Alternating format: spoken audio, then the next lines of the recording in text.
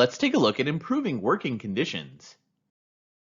An opportunity for practicing social responsibility is for organizational leaders to work with suppliers to improve physical and mental working conditions.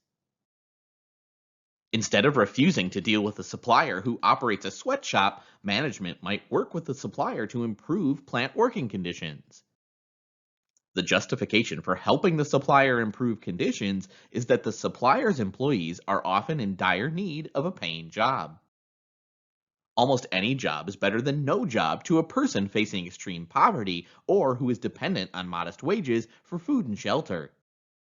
Helping suppliers improve working conditions has been conceptualized as corporations as being vehicles for positive social change, yet another way of demonstrating corporate social responsibility.